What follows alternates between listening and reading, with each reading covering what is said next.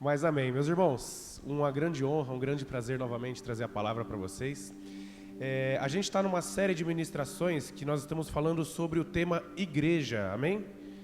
E no domingo passado o pastor Neto ele começou essa série, falou um pouco sobre igreja e hoje a gente vai dar continuidade a ela. É uma palavra bem grande, eu espero que a gente tenha tempo de conseguir terminar ela hoje. Essa parte hoje, né? Então a gente já vai começar orando para entregar esse momento a Deus, amém? Curva sua cabeça, feche seus olhos. Senhor, nós te agradecemos por esse momento tão especial que nós temos de estarmos reunidos, Senhor, em seu nome, que nós possamos nesse lugar aqui sentir a sua presença, Espírito Santo, nós te damos toda a liberdade.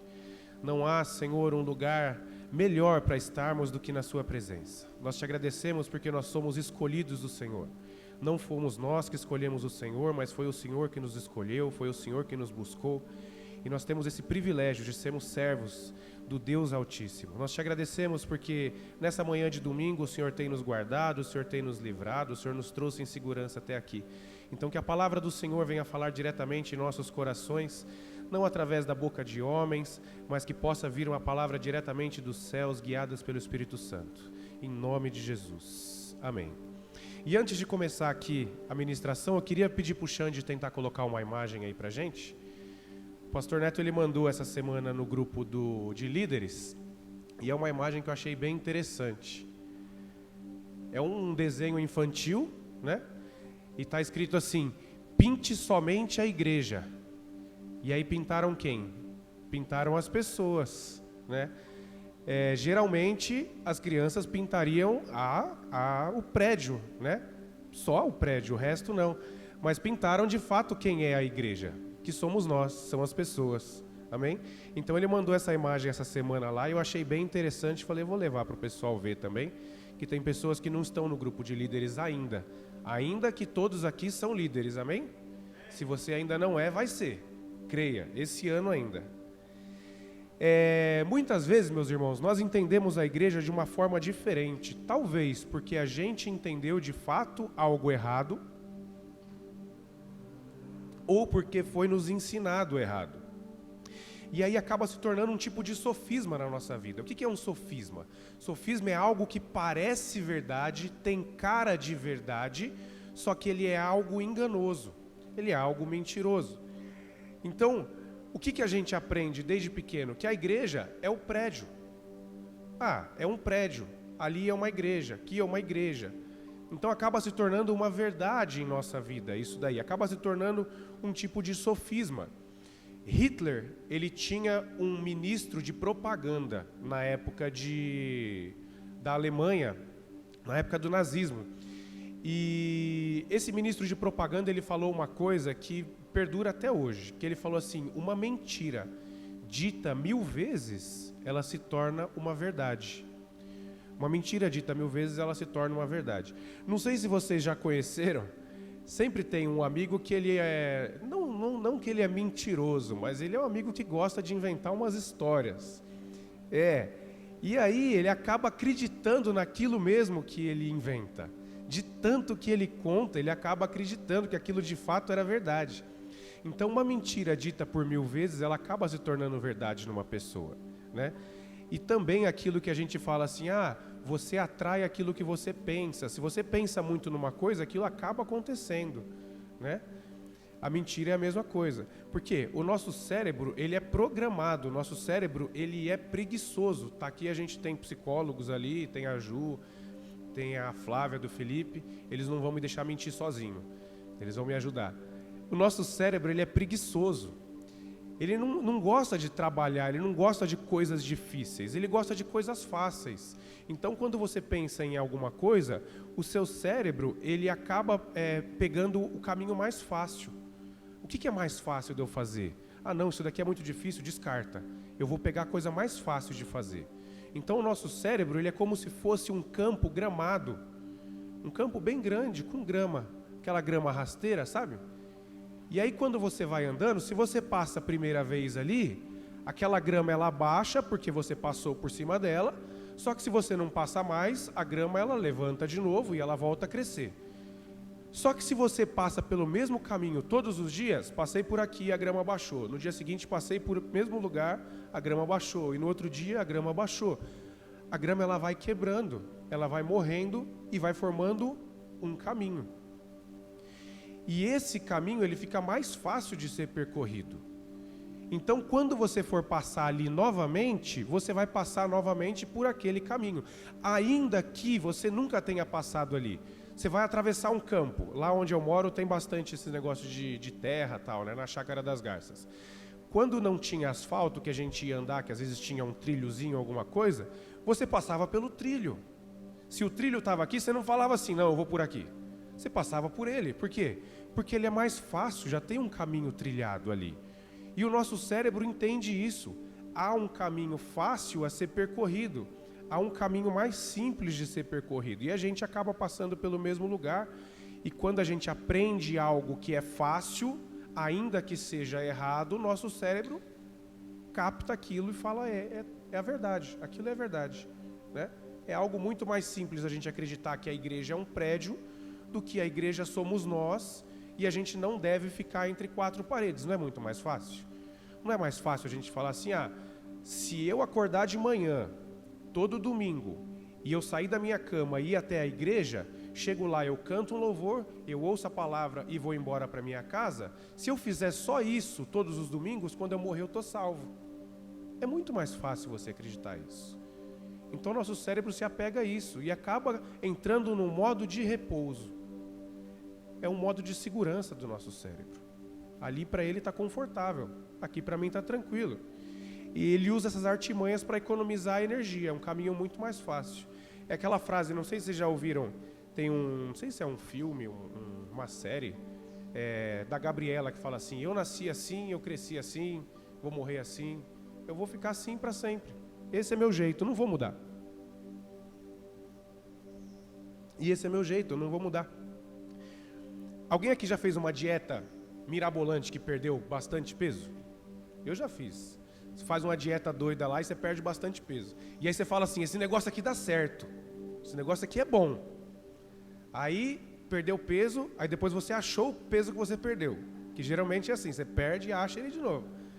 E aí depois de um tempo você vai lá e fala assim, aquela dieta mirabolante que eu fiz, vou fazer de novo. Por quê? Porque seu cérebro entendeu que aquilo lá é fácil de fazer e você teve o resultado que você precisava.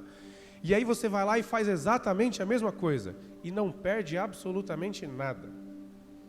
Por quê? Deu certo, não sei porquê, seu metabolismo estava mais acelerado, alguma coisa tinha acontecido que fez você perder peso, mas aquilo não era bom para a sua saúde. Aquilo não era feito para você perder peso ou algo do tipo. E aí você faz de novo, dá errado. E a mesma coisa, e aí tem um exemplo que eu ia dar aqui. Uma vez a gente estava sentado no sofá, assim, eu e minha esposa, estava assistindo um filme, não lembro o que a gente estava assistindo. E aí do nada eu falei para ela assim, eu estava deitado, eu falei assim, e se eu tomar Herbalife? Do nada. Eu falei, e se eu tomar Herbalife? Ela, você está doido? Você sempre foi contra esses negócios de tomar e sempre foi de academia? Hoje eu tô gordinho, mas nunca fui assim, tá? Eu era magrinho. E aí eu entrei nessa daí, porque meu cérebro pensou, é só tomar um shake. Eu não vou precisar fazer mais nada, bate o negócio lá no liquidificador, tudo que tem lá é gosto diferente, mas é tudo gosto de maisena. É de morango sabor maisena, é de chocolate sabor maisena, é de cookies sabor maisena. Então, no meu cérebro é muito mais fácil, né? A gente quer ir pelo caminho mais fácil. Igual quando você vai para o seu trabalho. Quantos caminhos diferentes você faz para ir para o seu trabalho? Diferentes. Você trabalha quanto tempo no seu trabalho? 5 anos. Quantas vezes você fez caminho diferente para chegar lá? Você vai sempre pelo mesmo caminho. É o caminho que você está acostumado a fazer.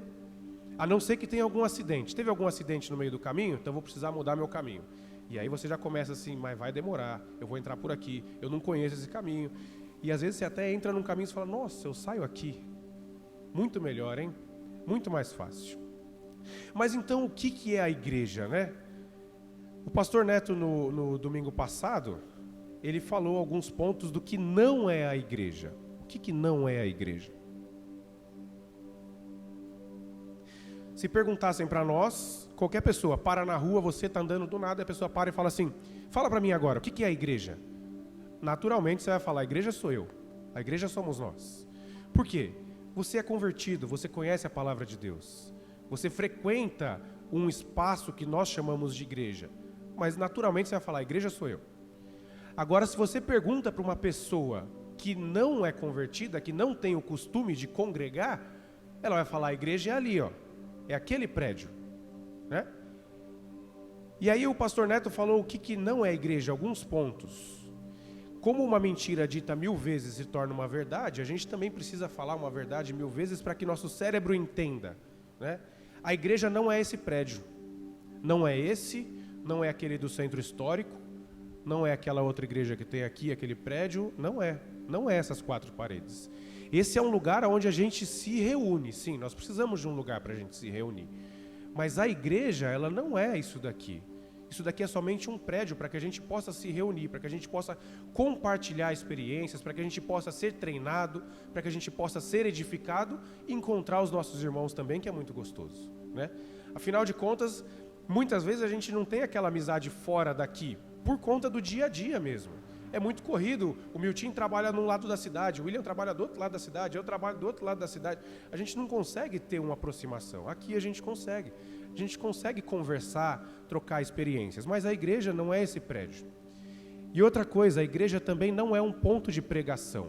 A gente não vem para a igreja só para escutar a palavra.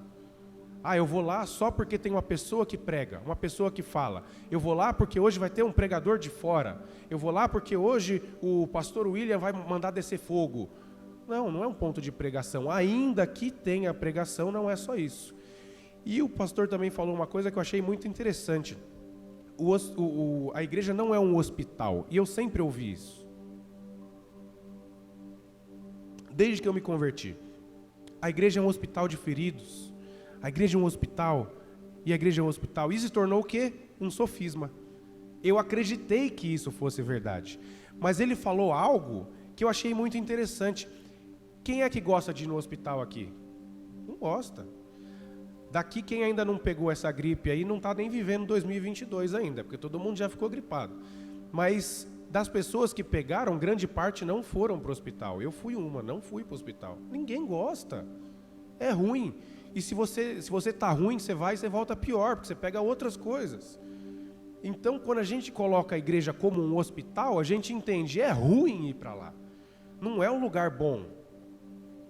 E um hospital também, quando você precisa ir, aconteceu alguma coisa que eu vou precisar de fato ir para o hospital. Você não vê a hora de sair de lá. Quando o médico passa lá no seu quarto, que você está internado, e fala assim, você está bem, está sentindo alguma coisa, né? Já conseguiu ir no banheiro, que esse é o procedimento dos médicos normal. Ah, está tudo tranquilo. Então eu vou assinar a sua alta. É um alívio. Sai um peso das suas costas e fala assim, vou para casa. Meu Deus. E a igreja não pode ser um hospital, porque a gente não tem pressa de sair daqui. Ainda que às vezes a palavra demore um pouco mais, eu sei que às vezes você quer ir para casa fazer o almoço, ou você quer ir passear com a sua família, mas a gente não tem aquele, não, preciso ir embora, preciso ir embora, preciso ir embora. Se vocês quisessem ir embora, vocês nem tinham vindo hoje. Vocês estão aqui bem, vocês gostam de estar aqui, nós gostamos de estar aqui, né? Então aqui não pode ser um hospital por conta disso. É um lugar onde o hospital você só vai quando está praticamente morrendo, e a igreja não. É um lugar que você vai para você viver. Acaba se tornando um fardo, né? A igreja também não é um elevador. Isso daqui foi o Douglas do Jesus Cop que falou, Douglas Gonçalves, e eu achei muito interessante. Ele falou, tem gente que entende a igreja como se fosse um elevador. Eu só vou entrar porque eu preciso subir. Preciso ir para o céu.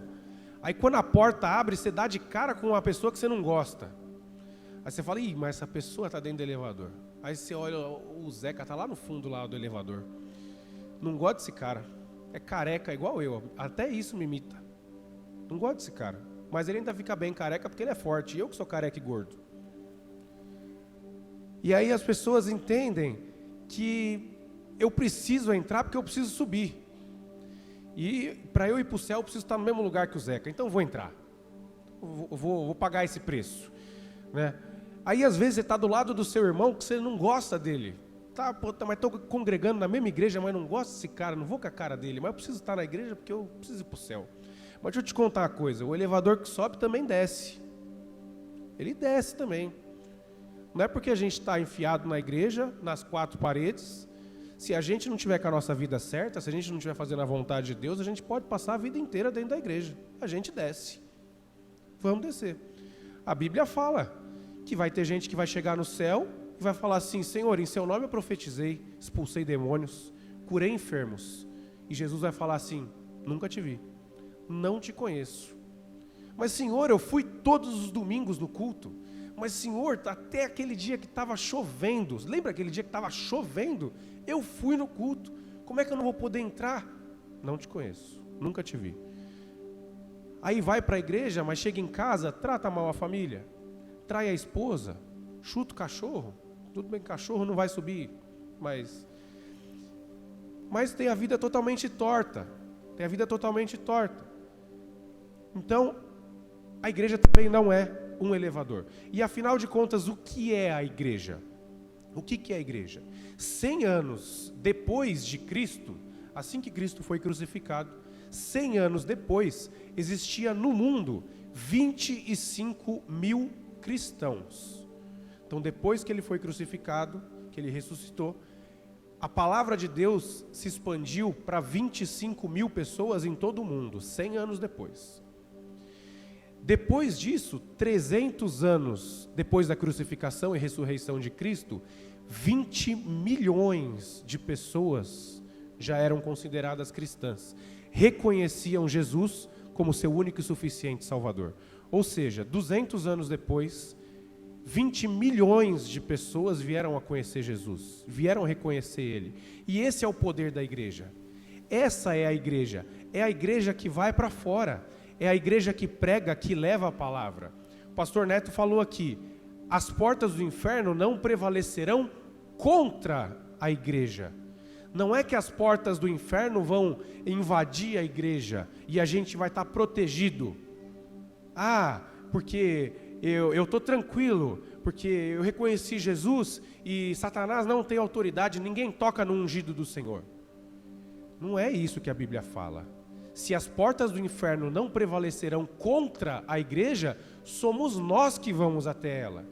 É a gente que mete o pé na porta e fala: não vai descer ninguém. Só quem assistiu o Tropa de Elite que entendeu isso daí, não vai subir ninguém.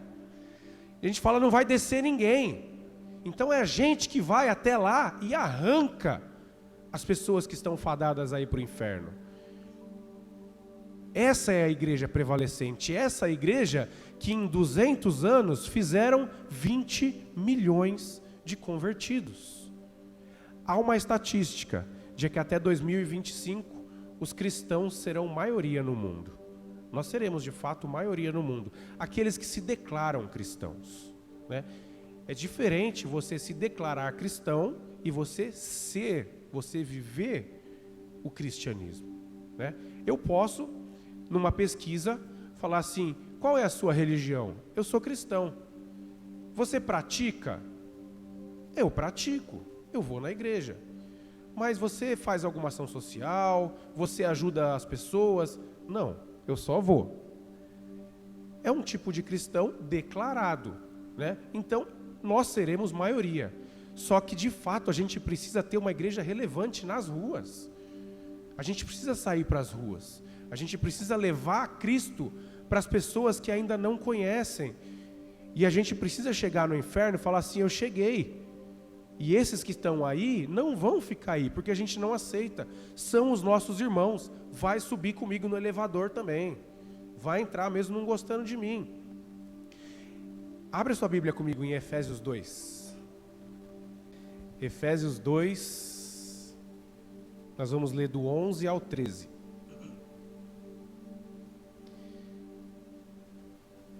Eu ia falar todo mundo achou, mas eu estou escutando os flap, flap. Acharam? Leia comigo. Efésios 2, capítulo do 11 ao 13 diz assim: portanto, lembrem-se de que anteriormente vocês eram gentios por nascimento. Para aqueles que não têm familiaridade ainda, às vezes está nos visitando, gentios eram pessoas que não conheciam, na verdade, eram pessoas que não eram judias, tá? Não eram judeus. Então eram chamados de gentios. Somos nós, todos nós aqui somos gentios, tá? E chamados de incircuncisão pelos que se chamam circuncisão feita no corpo por mãos humanas, e que, naquela época, vocês estavam sem Cristo, separados da comunidade de Israel, sendo estrangeiros quanto às alianças da promessa, sem esperança e sem Deus no mundo. Mas agora, em que Cristo Jesus, vocês que antes estavam longe, foram aproximados mediante o sangue de Jesus. A partir dali, deste momento, Paulo estava escrevendo para Efésios e ele falou assim: a partir desse momento não existe mais gentios e judeus, não existe judeus e não judeus. A partir de Cristo nós somos uma só família, nós somos um só povo. Nós ganhamos o direito de sermos filhos de Deus, nós ganhamos os céus por herança através de Cristo. Então o que Paulo estava falando ali? Não existe mais esse negócio de só judeu que é salvo. Não existe mais esse negócio. Agora todos nós somos um só povo, somos uma família, nós somos a família de Deus. E olha lá no verso 19, no mesmo Efésios 2, diz assim: portanto, vocês já não são estrangeiros nem forasteiros, mas são co-cidadãos dos santos e membros da família de Deus.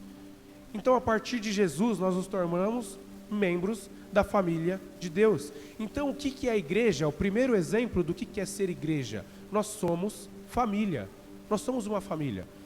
Todas as pessoas que estão aqui fazem parte de uma família de Deus. Tanto que o slogan da nossa igreja é Paz Church, somos família. Não é porque veio na cabeça do pastor Eibe, que é nosso presidente, e fala assim: acho que eu vou colocar isso, somos família, porque eu sou um bom marqueteiro e vai chamar atenção. Não, é porque de fato nós somos família. Quem é o nosso pai? Deus. Ainda que eu tenha meu pai biológico, o meu pai é Deus. Seu pai é Deus, seu pai é Deus, seu pai é Deus, seu pai é Deus. Então nós somos família, nós somos uma família. Todos nós somos irmãos. O que é uma família? É um grupo de pessoas aliançadas com o mesmo ancestral. Então, para fazer parte da família Zabo, que é a minha família, veio um ancestral lá atrás. Esse meu ancestral casou com uma pessoa que teve um filho, casou com uma pessoa que teve um filho, que teve um filho, que teve um filho, chegou até a minha bisavó, até a minha avó, até a minha mãe, chegou até mim. Eu tive uma filha que veio a Helena vai casar e vai dar continuidade à família Zabo. Então, é a mesma família com o mesmo ancestral. Eu, a minha filha, a minha mãe, a minha avó, minha bisavó, tudo veio de um ancestral lá atrás, de muitos e muitos e muitos anos. Então, para fazer parte de uma família é um grupo de pessoas aliançadas com o mesmo sangue. Faz parte dessa família. E eu perdi o texto aqui, só um minutinho. Então, para fazer parte de uma família, o que eu preciso fazer? Para fazer parte da família Zabo, o que eu preciso fazer? Nascer nela. Só nascer nela basta. Não dá, por exemplo, vamos lá tomar um café lá em casa, Robson? Aí o Robson vai lá, toma um café lá em casa, ele chega, aí ele fala assim: pô, bacana essa casa aqui. Essa cadeira aqui, ó, confortável. Essa TV que você colocou aqui, Sam, bacana. A família de vocês é muito legal. A partir de agora, sou dessa família. Não tem como fazer isso. Eu posso até receber ele na minha casa e falar assim: Robson, eu te considero da minha família, eu te considero. Mas não tem como fazer parte da minha família, porque ele não nasceu. Da mesma forma que eu não posso fazer parte da família do Miltinho, não posso fazer parte da família Ribeiro do William, não posso fazer parte da família Carvalho do Mauro. Não tem como fazer parte disso, a não ser que, claro, eu fosse solteiro, casasse com alguém, mas eu seria um agregado a essa família. A única forma de você ser legítimo de uma família é como? É você nascendo nela. Tanto que Nicodemos perguntou para Jesus: como é que eu faço para fazer parte disso aí? Jesus falou assim: você vai ter que nascer de novo. E aí ele pensou: como é que eu vou fazer para nascer de novo? Vou ter que entrar de novo no ventre da minha mãe e nascer de novo? Não. Nós fazemos parte dessa família. Por quê? Nós nascemos de novo, todos nós aqui nascemos de novo. Nós aceitamos Jesus, nós nos redimimos, nós fomos lavados pelo sangue do Cordeiro, fomos batizados, se ainda não foi batizado, será batizado. Então nós nascemos de novo, e aí então nós fizemos parte, fazemos parte da família de Deus. Por quê? Nós nascemos de novo. Isso foi muito simples de ser feito. Apesar de a gente ter que largar muitas coisas para trás, mas nós tomamos essa decisão e nascemos. E uma família, ela tem que ser fundamentada no amor. Muitas famílias, infelizmente, não tem essa questão do amor dentro da família. É uma família desestruturada, muita briga, às vezes envolve o marido trai a esposa trai o marido, envolve bebida, envolve droga, e não tem um amor naquela família. Mas a família foi fundada e firmada no amor, e é assim que deve ser. Toda a família deve ser firmada no amor. Não basta gostar de uma pessoa, nós temos que amar. Porque quando a gente gosta simplesmente de uma pessoa, eu gosto de fulano. Você ama fulano? Não, eu gosto dessa pessoa. A primeira coisa que essa pessoa fizer para você, você vai deixar de gostar dela. Quem aqui tem filho? Quem tem filho, quantas vezes seu filho já te desobedeceu e você ficou chateado com ele, ficou triste com ele? Você deixou de amar ele? Você largou ele? Sai, não quero mais. Não, porque você ama ele. Você não só gosta dele. Se você gostasse, você ia falar assim, você não é mais meu filho. Sai daqui. Mas você ama. Então uma família, inclusive a nossa família aqui, a família de Deus, a família Paz Church, nós devemos nos amar. É natural alguém fazer alguma coisa para você e você se chatear. E eu falo isso para todos os meus discípulos. Toda vez que eu começo a discipular alguém, eu falo assim, uma coisa é certa, eu vou te decepcionar. Eu vou fazer alguma coisa que você não vai gostar. Então eu já te peço perdão desde já. Me perdoa. Porque é inevitável. Eu tenho um jeito, a pessoa tem outro jeito. Às vezes eu falo alguma coisa que aquela pessoa não gosta. Eu faço alguma coisa que aquela pessoa não gosta. Mas se a gente não se amar, isso daí não vai para frente. Não tem jeito. Em Atos 2:44, eles falam que eles estavam praticamente não, eles estavam vivendo uma família. Não precisa abrir não. Atos 2:44 diz o seguinte: os que criam mantinham-se unidos e tinham tudo em comum. Vendendo suas propriedades e bens, distribuíam a cada um conforme sua necessidade. Todos os dias continuavam a reunir-se no pátio do templo, partiam o pão em casa e juntos participavam das refeições, com alegria e sinceridade no coração. Eles estavam vivendo ali uma família se ajuda, uma família compartilha uma coisa com outra. A gente precisa estar atento às necessidades dos nossos irmãos. Dentro de um mesmo local, de uma igreja, tem pessoas que têm uma condição um pouco melhor, uma condição um pouco pior. Então, a gente precisa estar atento às necessidades das pessoas, não só financeira, tá? Não estou falando só de dinheiro, psicológica, às vezes uma condição física. A gente tem que estar atento a tudo isso. Às vezes você está sentado do lado de um rapaz e você vê que ele está meio cabisbaixo, está meio preocupado. A gente tem que... Meu irmão, está tudo bem? Você está precisando de alguma coisa? Você está precisando de uma oração? Você está preocupado com alguma coisa? Quer conversar? Quer compartilhar alguma coisa? Vamos ali no canto, ali, vamos conversar. A gente tem que estar atento às necessidades das pessoas. E se for necessidade financeira também, aqui fala que eles distribuíam, eles vendiam propriedades, distribuíam. Às vezes tem alguém do nosso lado passando necessidade que não tem nem o que comer. E a gente não sabe, porque na igreja está bem vestido, está tranquilo. E por isso que é importante a célula. A célula é um lugar menorzinho onde você conhece todas as pessoas que estão ali. Às vezes a gente está aqui em cima, a igreja está lotada. E aí você olha, hoje naturalmente eu consigo olhar e falar assim, fulano não veio, ciclano não veio. Mas quando a igreja está lotada, a gente não consegue olhar e falar assim, nossa, ciclano não veio, será que está tudo bem com ele? Mas na célula você já consegue. Porque na célula você sabe quem está na sua célula. São essas pessoas, são 5 pessoas, são 10 pessoas. Se um falta, você já dá falta dele. E você consegue conhecer mais a fundo como que está a vida daquela pessoa, se ela está precisando de alguma coisa, se ela está bem, se ela não está bem, né? Por isso que é importante a célula. Segundo exemplo do que é uma igreja, já para a gente acelerar um pouquinho aqui. A igreja é um corpo para Cristo. Nós somos um corpo. Nós somos um corpo que auxilia na expansão do reino aqui na terra. Jesus é nosso cabeça. A cabeça, ela manda no nosso corpo. O nosso cérebro manda no nosso corpo. Se o meu cérebro não mandar um comando para eu levantar minha perna não levanta. Não é porque tem um nervo ligado só na minha perna tal, que eu vou lá e faço o movimento que eu quero. O meu cérebro que manda no meu corpo.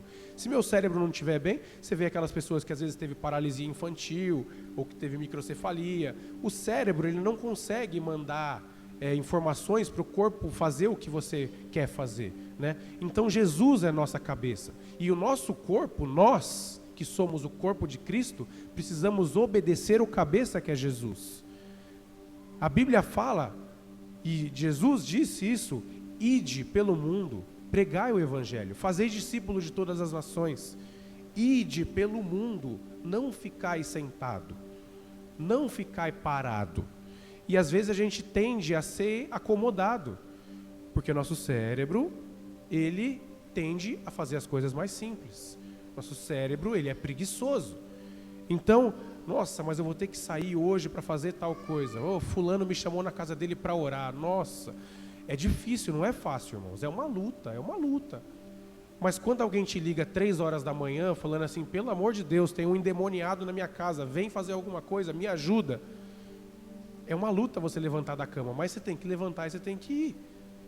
Você tem que ir para cima. Isso é expandir o reino de Deus. É pregar o Evangelho. A gente não pode ser consumidor de conteúdo. Eu vou lá na igreja só para consumir o conteúdo, depois eu vou para casa e some. Não compartilha com as pessoas. Por isso que é importante, talvez, você anotar o que é pregado, o que você aprende, porque é mais fácil de você compartilhar com as pessoas e você guardar o que foi pregado, o que foi ensinado. Isso é muito mais fácil de fazer. Os advogados, quando prendem alguém, o William está aqui também, não me ajuda a mentir sozinho, quando prendem alguém que está traficando droga, os advogados tendem a falar assim, é para consumo próprio. Isso daí é para uso próprio, porque tenta diminuir a pena dele. Então a gente não pode ter tudo colocado aqui, a gente aprender para consumo próprio. A gente não pode virar o senhor teologia, conhecer tudo da Bíblia, se a gente não fala para as outras pessoas. A gente tem que deixar transbordar. A gente vem num lugar desse para se encher e transbordar nas outras pessoas. Deixar vazar para as outras pessoas. Para que as pessoas também conheçam a Jesus. Aqui nós não somos mais ovelhas, nós somos pastores. Todos nós somos pastores aqui. Qual que é a nossa missão? Treinar novos pastores. Nós chegamos ovelha. Nós nos tornamos pastores e nós precisamos buscar outras ovelhas para trazer como ovelhas e treinar pastores, para que isso cresça, para que o reino de Deus cresça. Só que a gente precisa trazer de uma forma certa. Se a gente fizer uma pesquisa, vou ali no centro de Santana ali, vou ali na rodoviária aqui do lado aqui, e eu vou parar 100 pessoas, e vou perguntar para essas pessoas, falar assim, você já foi na igreja, você tem vontade de ir, você nunca foi, você não tem vontade de ir, qual que é a sua posição aí? Cara, se a gente pegar 100 pessoas, 70 pessoas vão falar, 70 pessoas, 70%, isso foi uma pesquisa que já foi feita, tá? 70 pessoas vão falar assim, não fui, não vou e não tenho vontade de ir. 70 dá 100. 30 pessoas vão falar assim, eu fui, já fui, ou tenho vontade de ir. 30% só. A maioria das pessoas vão falar que não tem vontade de ir para a igreja, ou que não vão para a igreja de jeito nenhum. Aí o que acontece? Se a gente fica aqui em cima, se a gente cria uma igreja, se a gente cria uma atmosfera, uma igreja de eventos, um lugar onde quer entreter as pessoas, quer chamar por aquilo que o prédio oferece, essas 30 pessoas que têm a predisposição a ir para a igreja, vêm. Elas vão vir. Aí elas vão estar aqui na rodoviária e falar assim, aquela igreja ali, a Past Church, que é aqui do lado, é legal, eu vou lá. Essas 30 pessoas vão vir para cá. E aí a igreja vai encher. Só que daí, um ano depois, ali onde é Casas Bahia, Magazine Luiza, que é um prédio bem maior que esse daqui, abre uma outra igreja. Abre uma outra igreja, muito maior do que a nossa, que daí o telão não é um projetor. O telão é um telão de LED que pega a parede toda. E as cadeiras são muito mais confortáveis. E a iluminação é muito melhor. E o ar-condicionado gela mais. O que essas pessoas vão fazer? Vão sair daqui e vou para lá. E aí vai uma, e aí vai duas, e aí vai 3. E vai tudo migrando para aquela igreja. O pastor daquela igreja que abriu lá, ele vai falar: glória a Deus, Deus mandou a gente para essa cidade com um propósito, e nós estamos cumprindo esse propósito, que é de expandir o reino de Deus. A igreja está crescendo, estamos ganhando pessoas. É claro, ele está pensando isso porque ele está vendo a igreja de fato crescer. Só que a igreja está crescendo? Não. São as mesmas pessoas, as 30 pessoas que já tinham uma predisposição a ir para a igreja, que estão migrando de um lugar para o outro. E aquelas 70 pessoas? Continua do jeito que está. Continua do jeito que está. Se a gente não for até elas, meter o pé na porta do inferno e falar assim: não vou aceitar que vocês não subam comigo, elas vão continuar do mesmo jeito. Vão continuar do mesmo jeito. Nada vai mudar. Nós somos missionários, meus irmãos. Nós não precisamos de um título missionário. Esse daqui é o missionário Sam. Não, eu sou o Sam. Eu sou missionário, eu sou pastor, eu sou líder de célula, eu sou servo. Nós somos todos esses. O que é a nossa função? Ser treinados para expandir o reino e buscar aquelas pessoas que não conhecem a Jesus, que estão abandonadas. Essa é a nossa missão. A missão da igreja é essa: a gente ser treinado para levar a igreja para fora das quatro paredes. Isso é a igreja. E o terceiro e último exemplo: a igreja é um templo. E aí você vai falar assim: primeiro eu ouvi dizer que a igreja era um hospital e você me fala que não é mais um hospital. Depois eu ouço dizer que a igreja não é um templo e você vai me falar que a igreja é um templo. Por que a igreja é um templo? O que era a igreja de Gênesis? Era o Jardim do Éden. O Jardim do Éden era a igreja de Gênesis. O que era a igreja de Êxodo? A igreja de Êxodo era o tabernáculo. O que era a igreja no tempo dos reis? Era o templo de Salomão, que ele construiu. Em todo o tempo existia um lugar para Deus habitar.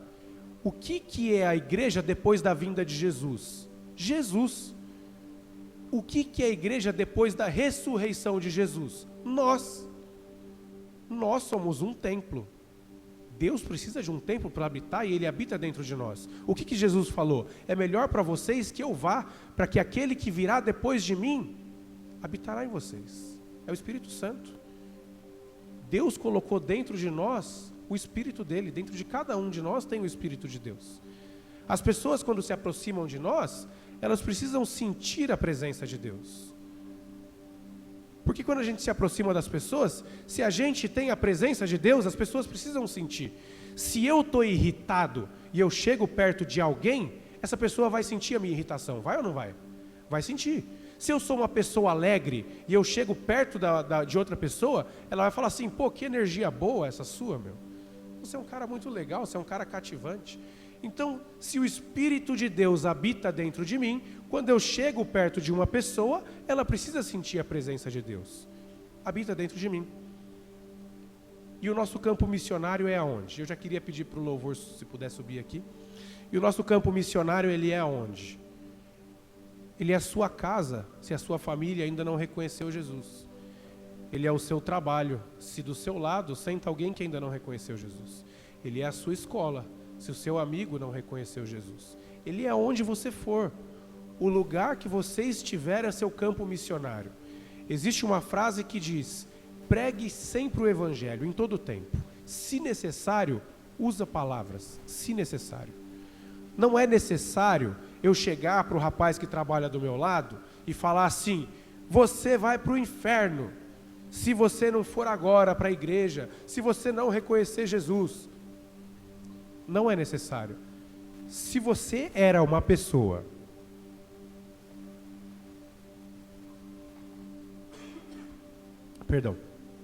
se você era uma pessoa antes da sua conversão e ele já te conhecia, quando você se converteu, ele viu mudança em você, e você já está pregando o evangelho muito mais do que usar palavras, muito mais do que abrir a Bíblia e falar assim: aqui em Salmos está escrito. Não, ele já viu a diferença na sua vida. E isso eu falo com propriedade, porque a minha esposa se converteu antes de mim.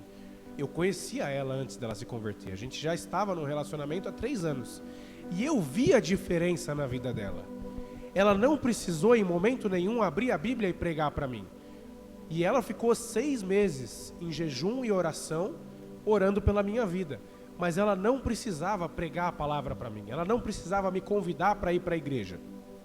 Tanto que eu levava ela até a porta da igreja, deixava ela lá, vinha os irmãos receber a gente. Ô irmão, entra. E eu falava assim, não gosto dessas coisas. Eu falava na cara do irmão que ia receber a gente na porta. Eu falava, não gosto dessas coisas não. E ela nunca precisou pregar para mim. Mas eu comecei a ver diferença na vida dela. Falei, mas ela tá diferente.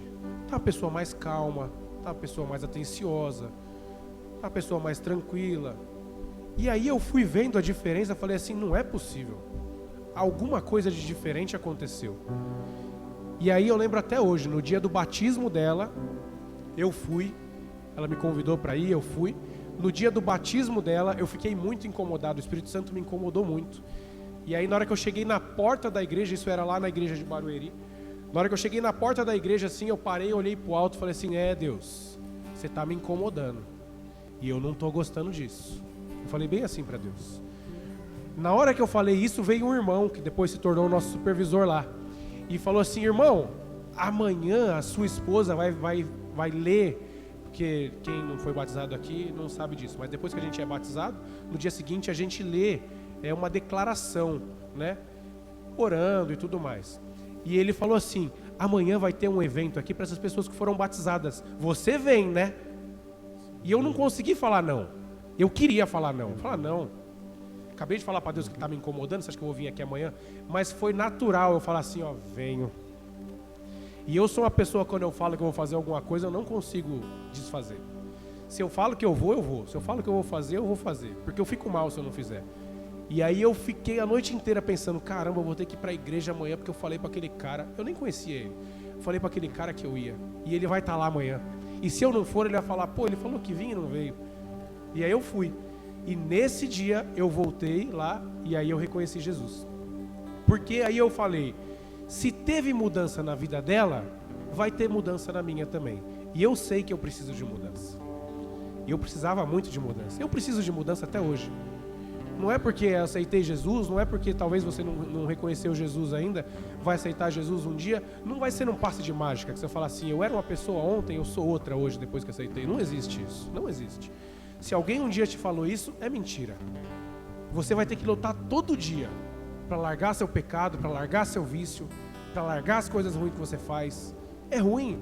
Quando eu me converti, eu fumava, eu bebia. A bebida, graças a Deus, eu larguei no dia seguinte. O cigarro não, eu fiquei 1 ano lutando contra ele, 1 ano. Eu já era convertido, eu já era batizado, eu já servia na igreja e ainda fumava. Porque era um vício. Então se alguém te falou que você vai aceitar Jesus e amanhã você vai estar outra pessoa, não vai. Mas eu te garanto que essa família aqui, todos nós, vamos te ajudar. Vamos nos ajudar. As pessoas que chegarem aqui e entrar na nossa família, a gente não vai mais deixar eles. E a gente vai ganhar essa cidade. Nós vamos ganhar essa cidade para Santana, para Jesus. Amém? Fique de pé enquanto o louvor toca.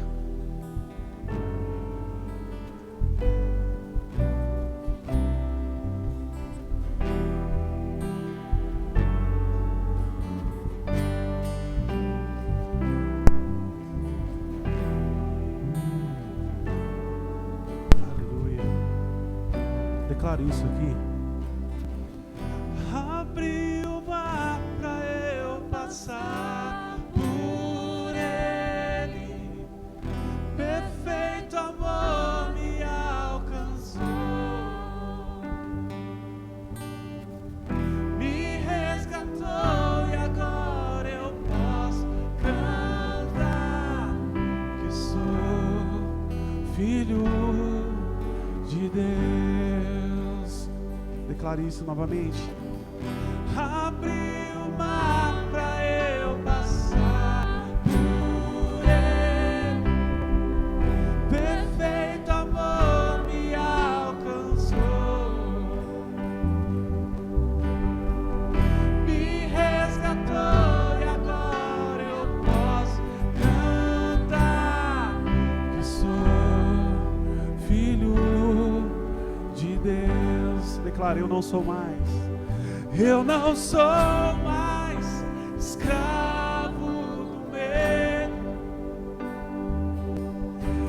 sou filho de Deus. Declare bem alto. Eu não sou mais escravo do medo. Eu sou filho de Deus. Eu abri o mar. Abri o mar pra eu passar por ele. Perfeito amor me alcançou. Me resgatou e agora eu posso cantar. Eu sou filho de Deus. Abre o mar pra eu passar por ele. Perfeito amor me alcançou. Me resgatou e agora eu posso cantar. Eu sou filho de Deus. Aleluia, Senhor. Obrigado, Pai, por ter nos escolhidos, por ter nos colocado em sua família como seus filhos. Obrigado pelo privilégio que nós temos de fazer parte da sua família, Senhor. Obrigado por ter tocado em nossos corações. Obrigado, Espírito Santo, por ter mudado a nossa história, por ter mudado o nosso destino. Obrigado, Senhor, por nos dar forças para que nós possamos mudar todos os dias, Senhor. Quero orar, Senhor, em nome de Jesus, por aquelas pessoas que não puderam estar aqui hoje. Senhor, se for problema de saúde, se for gripe, Senhor, se for Covid, que o Senhor possa, em nome de Jesus, derramar um bálsamo sobre a vida de cada pessoa, Senhor. O Senhor é o médico dos médicos. A sua palavra garante, Senhor, que em seu nome nós faríamos milagre, não por nós, mas pelo nome de Jesus. Então, em nome de Jesus, nós declaramos a cura sobre cada pessoa, Senhor. Sobre cada pessoa que não pôde estar nesse culto hoje, que o bálsamo do Senhor venha a ser derramado, que a cura venha a ser 100% sobre a vida de cada irmão que não está aqui conosco hoje. Nós te agradecemos pela vida de cada um que está aqui. Te agradecemos porque o Senhor tem nos guardado e que o Senhor possa nos levar em paz também, Senhor.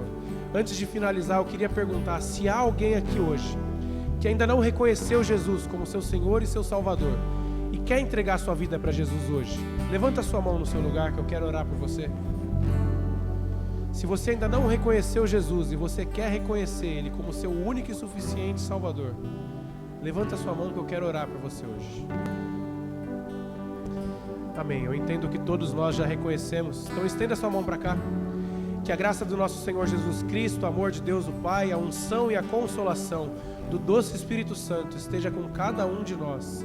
Em nome de Jesus. Amém, amém e amém. Deus abençoe, meus irmãos.